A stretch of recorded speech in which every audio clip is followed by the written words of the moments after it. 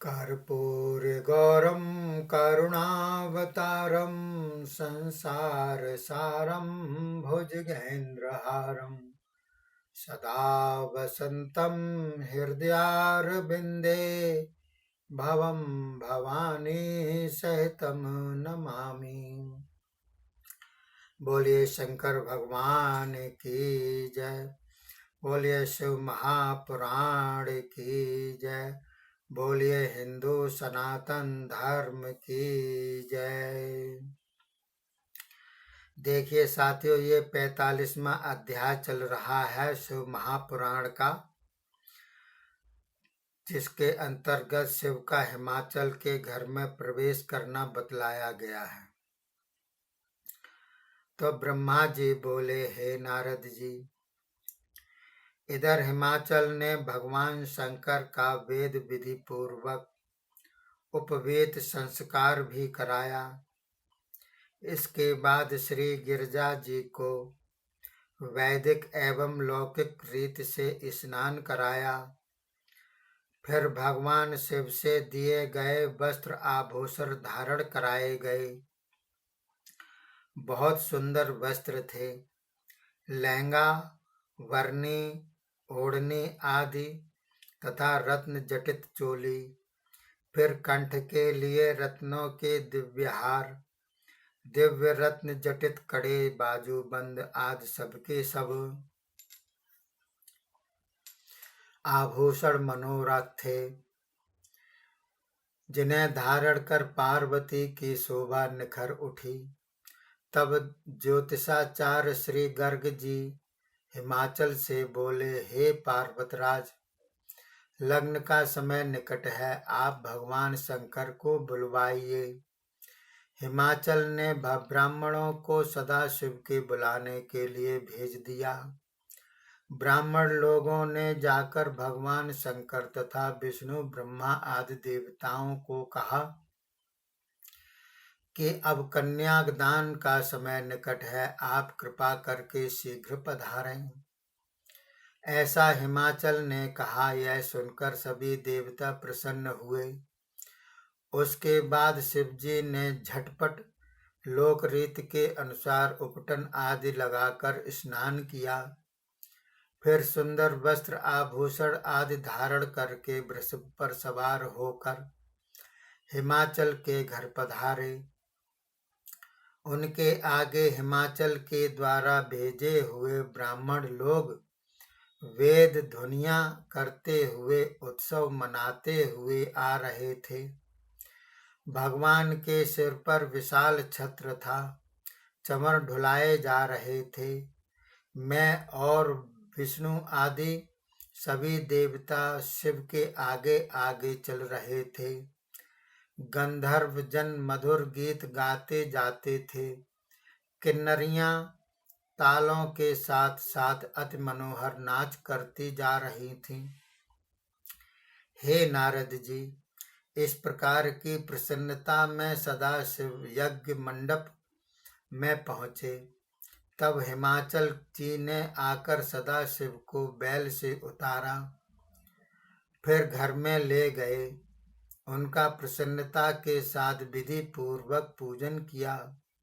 तब ऋषि एवं देवताओं को प्रणाम करके उन्हें अपने घर के आंगन में ले जाकर पूजन किया।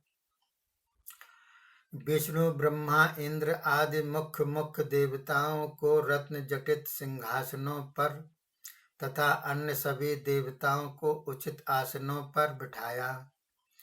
मैना ने ब्राह्मण स्त्रियों के साथ तथा अन्य सौभाग्यवती स्त्रियों के साथ मिलकर भगवान की आरती की। फिर आचार बने हुए ब्राह्मण ने मधुपर्क हिमाचल से दिवाया। फिर ब्रह्मा की आज्ञा से मंगल कार्य करना आरंभ किया। तब आभूषणों से भूषित अपनी पत्नी को हिमाचल ले आए। वेदी पर भगवान शिव के पास बिठा दिया। फिर बृहस्पति आदि शुभ लग्न का अवसर देखकर कन्यादान के पूर्व अंग रूप कार्य कराने लगे। श्री पार्वती जी श्री गर्ग जी के पुण्य आवाहन चढ़ाने पर घटका स्थान के पास श्री महादेव जी पर अक्षत डालने लगी।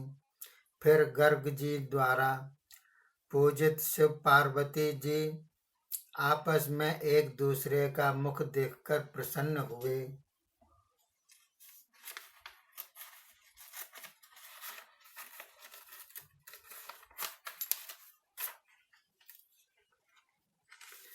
बोलिए शंकर भगवान की जय। ये 46वां अध्याय है, जिसके अंतर्गत शिव को हिमाचल का कन्यादान करना बतलाया गया है। तो देखिए किस प्रकार से है। ब्रह्मा जी बोले, हे नारद जी, उसके बाद कन्यादान का समय हुआ। गर्ग जी ने हिमाचल एवं मैना से कहा, पर्वतराज की पत्नी अलंकृत होकर स्वर्ण कलश लिए हिमाचल की बाईं ओर आकर बैठ गई।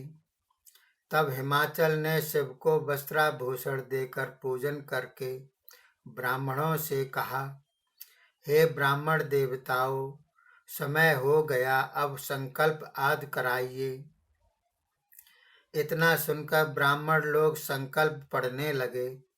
हिमाचल जी ने सदाशिव से कहा, हे शंभो, आप अपना गोत्र, प्रवर, कुल, नाम, वेद, शाखा आदि सब कुछ ब्राह्मणों को कह दें, जिससे यह संकल्प में पढ़ें। यह सुनकर महादेव जी तो विचार में पड़ गए। श्री महादेव जी को चुप हुआ देखकर ऋषि हंसने लग गए।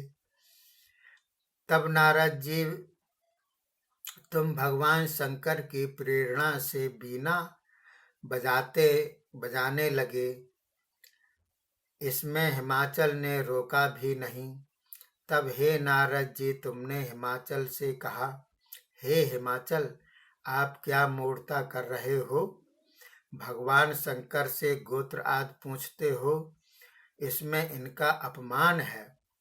इनका गोत्र कुल आदि ब्रह्मा विष्णु आदि भी नहीं जान सकते, दूसरा कोई क्या जानेगा? यह तो अपनी इच्छा से अनेकों लीलाएं करने के लिए अवतार धारण किया करते हैं। इनका गोत्र कुल क्या होगा? हे हिमाचल, अब तो जो कुछ भी है कुलीन है, तो कुलहीन हैं तो तुम्हारी कन्या पार्वती के पति ही बन गए हैं। जब भगवान शंकर ने अपना रूप लिंग का बनाया था, तब इनके मस्तक को कोई नहीं देख सका। ब्रह्मा जी उसका आदि देखने को ऊपर और तथा विष्णु अंत देखने को नीचे की तरफ चले गए, किंतु बहुत सी खोज करने पर भी पता न लगा। अतएव इनका गोत्र कुल तो नाद ही है। शिव स्वयं नादमय हैं और नादमय स्वयं शिव हैं। इन दोनों में कोई भेद नहीं। हे नारद जी, आपसे इतना सुनते ही हिमाचल आश्चर्य में पड़ गए। इधर देवता एवं ऋषि आश्चर्य में पड़कर भी जय जयकार करने लगे। तब मेरु आदि पर्वतों ने कहा कि हिमाचल जी, क्यों देर कर रहे हो? कन्यादान क्यों नहीं करते? क्या सोच रहे हो? तब पर्वतों की बात सुनकर हिमाचल विधि पूर्वक कन्यादान करने लगे। प्रतिज्ञा संकल्प करते हुए हिमाचल ने कहा, हे सकल ईश्वर सदाशिव, आपको मैं अपनी कन्या दान करता हूँ। आप इसे धर्मपत्नी के रूप में स्वीकार करें। इस प्रकार कहकर जल तथा कन्या का हाथ सदाशिव के हाथ में अर्पण कर दिया। तब सदाशिव भी वेद वचनानुसार मंत्र बोलते हुए श्री पार्वती जी का हाथ लेकर पृथ्वी का स्पर्श करते हुए लौकिक रीत दिखाकर कोदात इस मंत्र को प्रसन्नता पूर्वक पढ़ने लगे। तब चारों ओर जय जयकार की ध्वनि गूंज उठी। गंधर्व जन गाने लगे, अप्सरा नृत्य करने लगी, ब्रह्मा विष्णु इंद्र आदि अति प्रसन्न हुए। उसके बाद हिमाचल ने भगवान शिव को अनेकों वस्तुएं प्रदान की।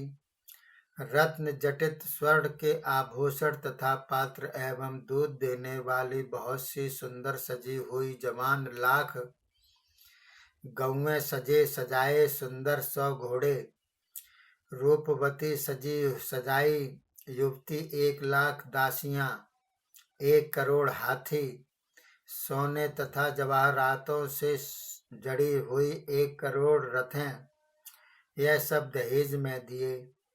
उसके बाद माध्यन्दिनी के कहे हुए स्तोत्र द्वारा हाथ जोड़कर शिव की स्तुति की। तब मुनिजन भगवान शंकर तथा पार्वती जी के सिर पर अभिषेक करने लगे। बोलिए शंकर भगवान की जय, बोलिए शिव महापुराण की जय, बोलिए हिंदू सनातन धर्म की जय। देखिए साथियों, ये खत्म होता है। अगला 47वां अध्याय चलेगा, जिसमें ब्रह्मा को मोह होना ये बतलाया गया है, किस प्रकार से मोह होता है। अगले एपिसोड में आप सुनकर के आनंदित होइएगा। तब तक के लिए धन्यवाद। जय हिंद, जय भारत।